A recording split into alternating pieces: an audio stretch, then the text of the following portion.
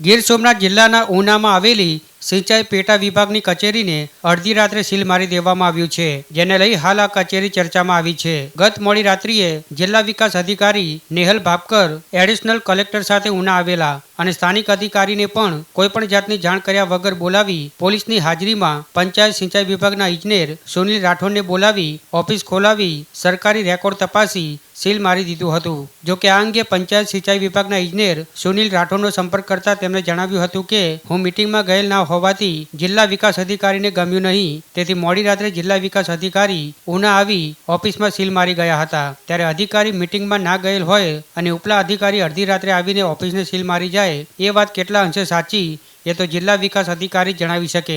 જો કે પંચાયત સિંચાઈ પેટા વિભાગ ઘણા સમયથી વિવાદમાં સપડાઈ છે।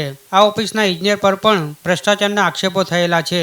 આ પંચાયત સિંચાઈ પેટા વિભાગની ઓફિસનો ભ્રષ્ટાચારનો આંકડો બહુ મોટો હોવાની ચર્ચા વચ્ચે સરકારી ઓફિસમાં સીલ મારવામાં આવ્યું છે કે અન્ય કોઈ બીજા કારણે, જો કે શા કારણે સીલ મારવામાં આવ્યું છે તેની વિગતો બહાર આવી નથી, પણ હાલ સરકારી અધિકારીમાં ચર્ચાનો વિષય બની ગયો છે।